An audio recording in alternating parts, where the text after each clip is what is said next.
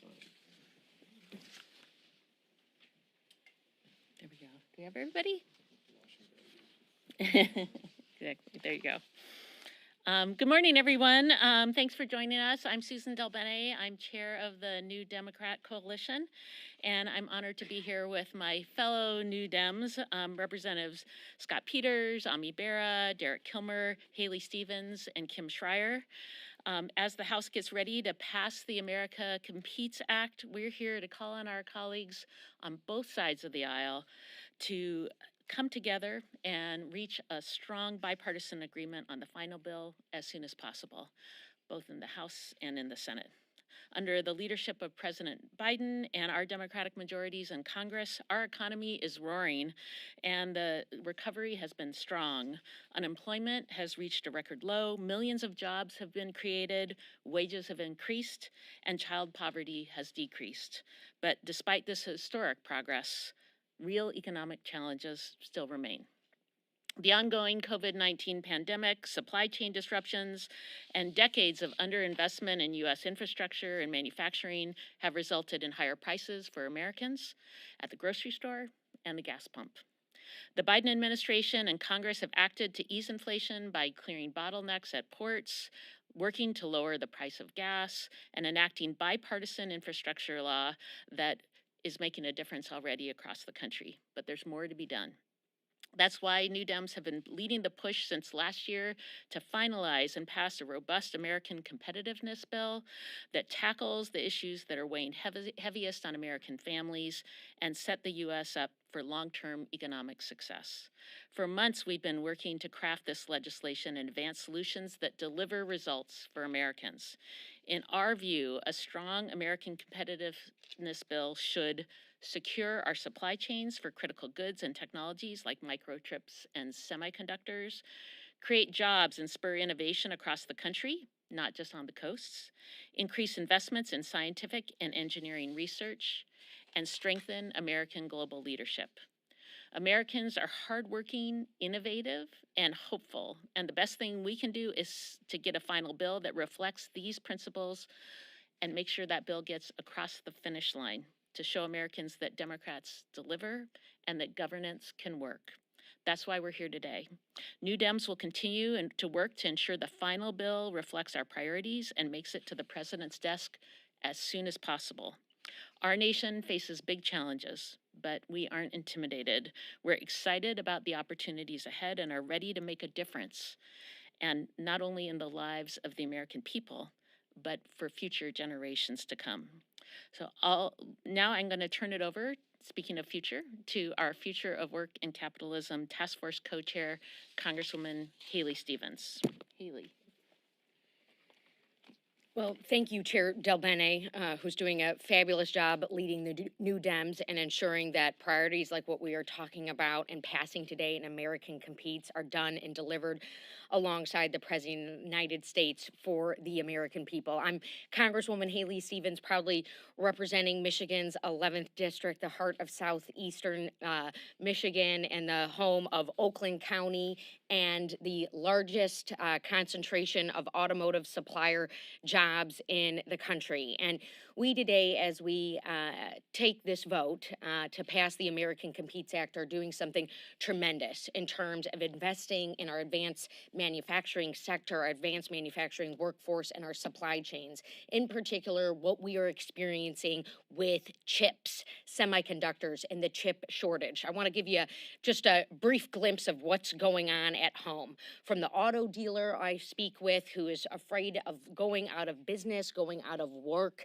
to the automotive worker who is seeing hours cut, to layoffs, to ongoing disruptions at their plants, and that can be from the big three to the suppliers who are waiting on the materials, navigating potential shutdowns, and seeing purchase orders stymied because we don't have access to chips, and in particular, the specialized types of chips that go into the automobile. This is a wake-up moment for the country, and it affects every single state, every single district, and it affects the core of our innovation. To give you a brief glimpse, in the United States of America, we invented the chip. We invented the semiconductor industry Just 30 some years ago, we were producing upwards of 40% of the world's chips, and today it's hovering almost at 10%. So if we innovated it, we need to start making it here again. And so you'll see with this vote today, and I want everyone to look at this really closely, because this is Democrats delivering. This is new Democrats delivering for our economy and our innovation future. And we are taking this vote for our supply chain. We're taking this vote for our future. Electric vehicles, autonomous vehicle technology, that's all seething through my region, but we've got to seize this moment and invest in supply chains. And in particular, I'll spend all day talking about automotive, but I've got another colleague up here who has got her finger on the pulse for supply chains, particularly in the medical industry, my colleague, Dr. Kim Schrier, who will be up here next. Thank you.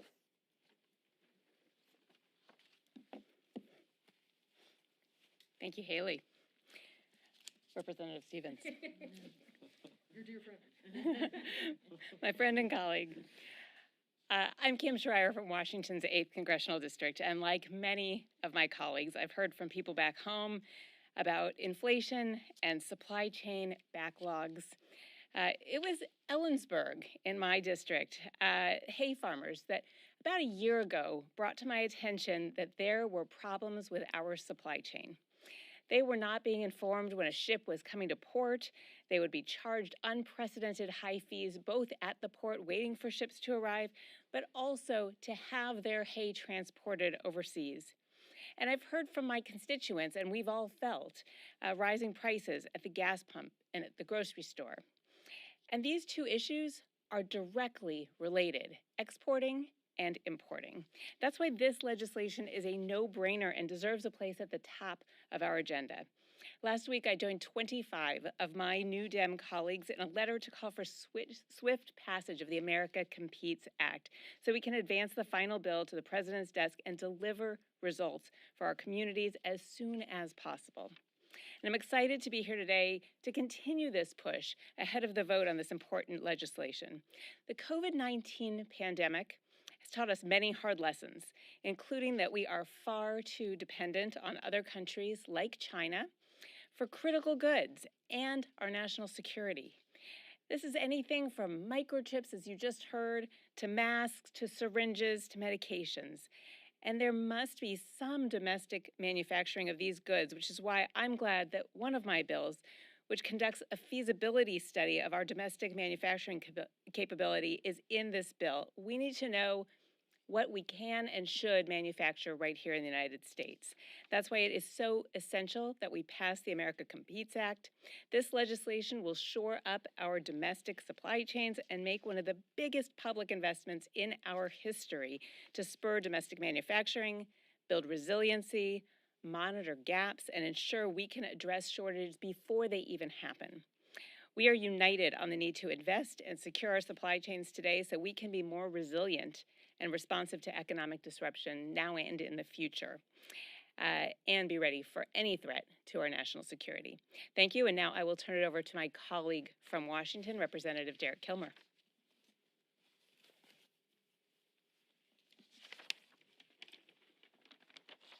Thanks, Kim.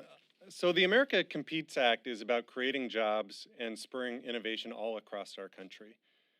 Right now, the investments in jobs in the innovation and technology industry are concentrated in just a few parts of our country. According to Brookings, 90% of the jobs in the innovation sector since the beginning of this century have happened in just 5 metropolitan areas around the country. And that's not because good ideas and skilled workers only reside in those 5 metropolitan areas.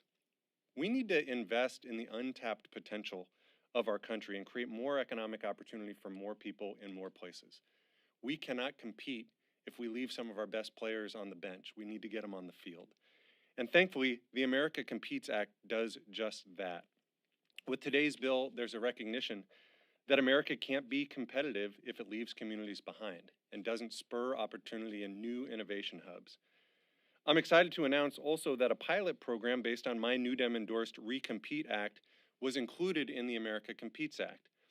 The Rebuilding Economies and Creating Opportunities for More People to Excel, or Recompete for the acronym among us, would provide some flexible and long-term support to empower communities to grow jobs and strengthen their economies and focus on helping communities that have faced some persistent economic distress.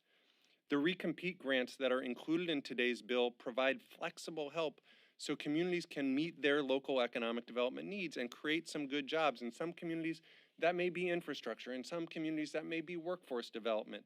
In some communities, that could be helping entrepreneurs. I come from a small town on the Olympic Peninsula, Washington State, that used to export wood products all over the world. And now there's a sincere concern that their main export is going to be young people. And we cannot let that happen. So listen, creating jobs, creating opportunities in the places that have been left behind will grow our economy and make our country more competitive. And it's a step forward in making sure people can have opportunity no matter what zip code they live in. So I'm proud this bill has now passed the House twice through the Build Back Better Act and now through America Competes. Getting this legislation across the finish line and to the president's desk will lift up so many communities in so many ways, and we can't wait. So with that, let me turn it over to the coalition's Vice Chair for Policy, Scott Peters. Thanks, Derek. Good morning, everyone. The New Dems are focused on advancing legislation that helps America succeed, as you've already heard, and keeping the United States competitive in the global economy. And that's what this bill, the America Competes Act, will help us do. In San Diego, we're home to research centers that are world-renowned, groundbreaking tech companies. We recognize the immense importance of fostering talent and bolstering the innovative work taking place in San Diego and across the country. Our nation is lucky to have some of the best and brightest minds in the United States, in the world, which is why many of the most important innovations come from American universities, businesses, and federal research institutions. This bill, the America Competes Act, will support these transformative organizations by providing significant research and development funding to ensure that America continues to lead in the creation and commercialization of next-generation technologies. It's absolutely critical also that this funding is distributed in an equitable way. So the bill will support scientific research at HBCUs, Hispanic-serving institutions, and tribal colleges and universities so that everyone has the chance to participate in finding the breakthroughs of the future. In addition to the new federal R&D funding for the NSF, the DOE, and other agencies to promote basic and applied sciences, the bill also includes crucial measures to grow our STEM workforce. We'll properly cultivate the next generation of science and technology luminaries and do more to retain top talent that comes to our country from overseas to study at our world-class universities and institutions. So we'll continue to be the center of brain power in a brain-powered economy. The America Competes Act includes an amendment that I offered with Representative Kathy Manning, a New Dem from North Carolina, to ensure that graduates with advanced degrees in STEM who work in critical industries also get exemptions from numerical visa limitations in addition to doctoral STEM students, so master's degrees in addition to doctoral students. This will help the United States keep students on our shores after they've graduated in scientific cutting-edge fields. Americans never shy away from a challenge. We thrive in discovering and creating the future. New Dems believe that the America Competes Act will get the job done, will help catapult our workforce forward and secure the long-term prosperity and standing of the United States. So I'm enthusiastic about being here today. Happy to get this moving to a resolution in the Senate. And now I'll turn it over to my colleague, Vice Chair, Representative Bera. Great, thanks, Scott. So it's always tough being the last speaker because everyone said everything that needs to be said, but it really lays the foundation for one of the core values of the New Democrat Coalition, which is strengthening America's global leadership. Think about it. We've done this before. If you think about what we did in the post-World War II world, when we invested in research and technology, when we created the best university and research universities the world has ever seen. When we went out and rebuilt Europe, rebuilt Japan, created a well-developed economy in South Korea, we created stable democracies as well. And that's what this is about. This is about, if we're competing with the rest of the world, the best way to do that is invest in ourselves. That's how we compete with China. And that is what this is about. It's about creating supply chain resiliency. We've seen what's happened with the pandemic. When we think about inflation and those families that are struggling to buy that new car or go into the grocery store. Well, that's all supply chains that are being disrupted. Let's invest in ourselves. As chair of the Foreign Affairs Subcommittee on Asia and the Pacific, I've had a chance to talk to Taiwanese companies, Samsung Semiconductors in South Korea. They're ready to come to the United States and invest and build semiconductors here. That's why there's an urgency in getting this passed. The way we combat inflation, the way we start putting people back to work, the way we start to win the 21st century and create a rules-based order of movement of goods and services and compete with China is investing in ourselves. So let's get this done. Let's get this through the Senate and to the president's desk, and let's get it signed. And that's what the New Democratic Coalition is all about: growth and innovation and investment in the best of who we are as Americans. Thanks. Let me now turn it over to Suzan DelBene. Thanks, everyone. I want to open it up for questions. So just we're a small group, so just raise your hand and also say where you're from, so everyone's aware. And Brett Fortin with Inside U.S. Trade. On the trade bill, there's a lot of difference between American Competes and USICA. How much of a priority is language on Section 301 and Section 301 and the exclusion process? My understanding is that most of the Democrats on Ways and Means are in favor of restarting that process, and the Senate bill would do that. But so far, that language hasn't been able to get into the bill. Is that a major priority during reconciliation? And is leadership hearing what you guys are saying on that process? Well, clearly, we'll have a conference to make sure that we come to agreement between the House and the Senate on the differences between the two bills. On 301, as you likely know, Congressman Kind led a letter on 301 and exclusion process. I supported that as well. So that will continue to be part of the conversation as we work between issues between the House and the Senate and come up with a final bill. And I expect that to be part of the conversation in conference. Joe Clark with the Washington Times. Do you have any idea of the timeline for the conference? Have you gotten any assurance that, hey, we're going to start this as soon as possible? And what are the biggest challenges that you see in coming to a final agreement? I don't have specifics, and I don't know if anyone here does on exactly the kind of how the conference will come together, specifically dates. I think part of what we're saying here today is we need to move rapidly. We want to see that happen as soon as possible, so we have a final bill that gets to the president's desk.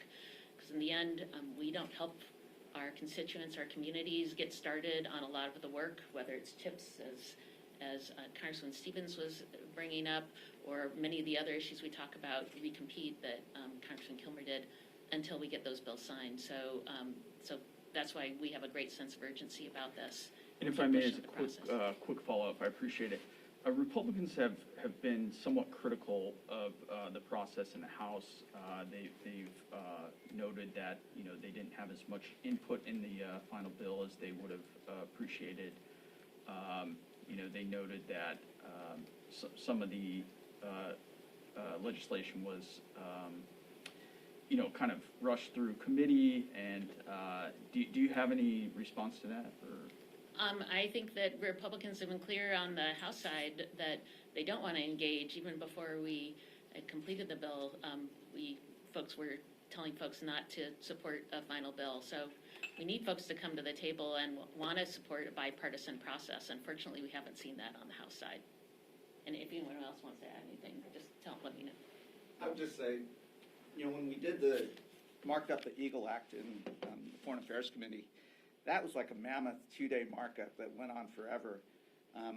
We negotiated in good faith in the Eagle Act, but we want to talk about climate change. We think investing in those technologies and thinking about it, and at the end of the day, we weren't able to come up with a bipartisan bill, although we did make every good faith effort, and it was a long negotiation. Yeah, I just add that many parts of the bill, many of the pieces included are bipartisan. So there was a lot of the pieces and even places that went through the Senate are very bipartisan. It's unfortunate that as we come to the end of the process that Republicans didn't want to engage. But if you look through the legislation and the process in the Senate as well, and their similar piece of legislation, many parts have been bipartisan going into it. Oh, go ahead. Hi, Jason Donner with Fox. I was just wondering, since it's been 8 months since the Senate passed its version of the bill, USICA, is there frustration that it's taken the House 8 months to come up with their own version, and now you're going to conference committee, and that could take a couple more months when this is so urgent, as you're saying from up there right now? We want to get it done as soon as possible, and we have a sense of urgency, so we're going to continue to push to get it done as soon as possible. Hi, Kyle here with NBC News. Have any of you reached out to your Republican colleagues to try to get their support for this? And what message do you think it sends that Republican leadership is actively whipping against this? I kind of answered a little bit, but if anyone else wants to. Let's cut to the chase. It's incredibly disappointing. You know, you talk about the time frame here on the House Science Committee. Many components of this bill went straight through my subcommittee on research and technology and were passed overwhelmingly in a bipartisan way, right? That's the NSF for the future, that's the NIST provisions, that's the DOE legislation in here, and frankly, even CHIPS, which passed an NDAA on authorization and then appropriations, was endorsed by a handful of Democrats and Republicans in this body. And it reminds me of the infrastructure bill. You know, here you had a Senate move forward a piece of legislation. We all know the negotiation process takes its time. These bills are not exactly simpatico right now, but we will get into a conference. I'm very enthusiastic about what's in the House provisions, particularly the process that we undertook to get the doubling of U.S. scientific research funding done. Brilliant effort that was bipartisan. And then when you're at the finish line, they don't want to give credit. And if you listen to the House debate, it is an attack on the president, it's an attack on the agenda, and we're here saying we're doing the innovation piece, we are doing the competition piece, we are doing the accountability piece. Dr. Bera's spot on. This is how we win, by investing in the American people and investing in our economy and things like quantum, the advanced manufacturing supply chain, and on. So, yeah, we're going to take this vote today. We're going to be proud of what we have done, and it's going to be yet again an example of Democrats delivering for the people.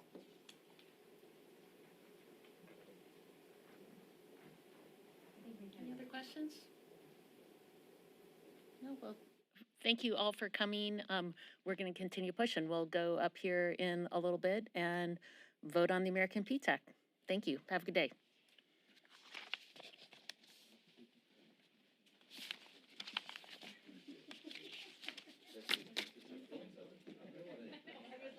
I'm way in the better.